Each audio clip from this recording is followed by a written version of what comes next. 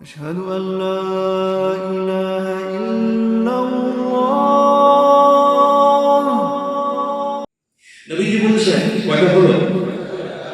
আবার বলেন তো কয়টা? এক নম্বর কি বললাম? সৌন্দর্য। বলেন। দ্বিতীয় নম্বর সম্পদ, তিন নম্বর বংশ, চার নম্বর ধার্মিকতা। নবীজি বললেন ফজফর বিদাতি দ্বীন, ফজফর বিদাতি দ্বীন তারিবাত ইয়াদা।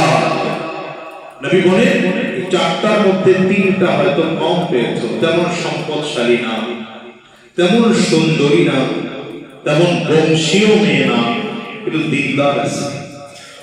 মেয়েটা কি আছে? বলেন, কথা বলবেন। মেয়েটা কি আছে?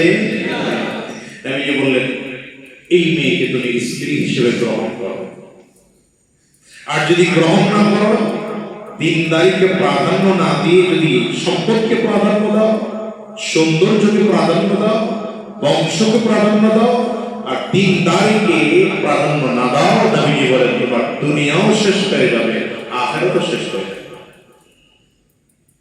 আর বর্তমান যুগে যে অধিকাংশ সংসারগুলোতে শান্তি নেই, মূল কারণ যদি দেখেন দিনদারি।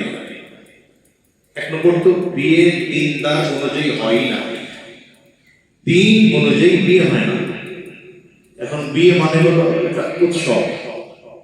ওই যে আগে গায়ে হলুদ দিতে হবে, ছেলের পক্ষ মেয়ের পক্ষের কাছে আসবে, এটা মনে হয় আপনাদের এই অঞ্চলে মোটেও না। আস্তে আস্তে উত্তর দিচ্ছে, রোগী আছে ছেলের পক্ষ মেয়ের কাছে। অর্থাৎ এখন নাকি একটা সিস্টেম বের হয়েছে যে ছেলের বাড়িতে একই কালারের ড্রেস পরে কিছু মেয়েরা আসবে, এরা এসে ছেলেকে হলুদ দিয়ে পড়াই দিবে। আবার ছেলের থেকেও কিছু মেয়েরা ওই কোথায় যাবে, কিছু ছেলেরা মেয়ের বাড়িতে যাবে, তারা গিয়ে গায়ে হলুদ পড়াই। আচ্ছা, এই ফতোয়া আমার দিতে হবে না, আপনারা বলেন এটা জায়েজ না হারাম? দেখছেন ফতোয়া লাগছে আমার দেওয়া, এটা সাধারণ মানুষই জানে। কি আপনারা একমত এই বিষয়ে?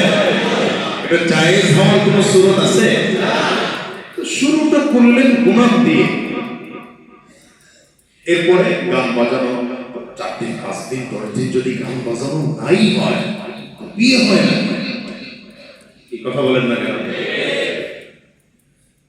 কিছু মুরব্বী আছে, এদেরকে যদি বলা হয় আপনার গ্রামে গান বাজতেছে, আপনি দেখেন না আপনার বাসায় ছেলে গান বাজায়, কি করবো? তা আপনার ছেলে গান বাজায়, আপনি কি শুনতেছেন? অবৈধ গুনাহ দিয়ে শুরু করলেন সংসার। এরপরে আপনাকে মহার ধার্য করা হলো,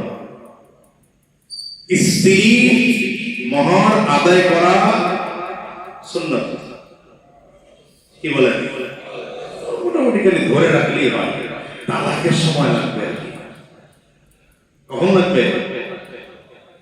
তালাকের সময় লাগবে, ঠিক না? বাকি সময় প্রয়োজন নেই।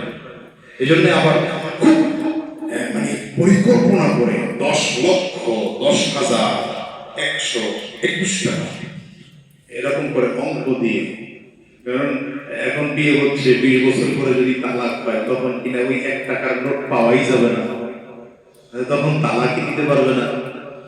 এটা একটা সিস্টেম। তার মানে হলো পুরো সংসারটা টিকে আছে এই টাকার উপরে, মহাব্বতের উপরে না। আমার কথার সাথে আপনারা একমত না মনে হয়? অথচ মহার আদায় করে দেওয়া ফরজ। স্বামীর প্রতি কর্তব্য স্ত্রী মহার আদায় করে দেওয়া। বাসাটা দেখিয়ে মাফ চাইবেন, এটা না গিয়ে বলবেন যে আসলে আমি একটু ঝামেলায় আছি, পরে দিয়ে দেবো নি, আসলে আবেগে করে ফেলেছিলাম 10 লাখ, হ্যাঁ আমি পরে এটা আদায় করে দেবো। জায়েজ হবে? আসতে বলেন কেন? জায়েজ হবে? আপনি সাধ্য আছে 50,000 টাকা, খুব খেয়াল করেন, সাধ্য আছে কত? এই 50,000 টাকায় মহার বাঁধবেন। সাধ্য আছে 1 লাখ টাকা, আপনি 1 লাখ টাকায় মহার বাঁধবেন। কিন্তু আপনার স্ত্রীকে দেখা করার আগে তার মহার আদায় করে দেওয়া একজন পুরুষের জন্য ফরজ।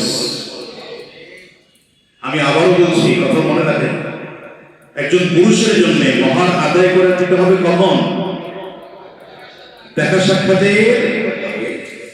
আমরা কি করি? 5 বছর হয়ে গেছে, সন্তান 2-3টা হয়ে গেছে, মহরের খবরই নেই। কি কথা বলেন না? যখন তালাকের প্রশ্ন আসে তখন হলো এখন মহার দাম। তো বেচারা চিন্তা করতেছে 20 লাখ টাকা এই মুহূর্তে আমার জন্য টাফ হয়ে যাবে, 30 লাখ টাকা টাফ হয়ে যাবে, তালাকের চিন্তাও করে না। এই জন্য সংসারগুলোতে শান্তি নেই। মনে রাখবেন, যেই বন্ধনের মধ্যে মহাব্বত নাই সেই বন্ধন টিকে না। যেই বন্ধনের মধ্যে কোনো স্বার্থ থাকে সেই সম্পর্ক টিকে না, পশ্চিম কালো টিকবে না।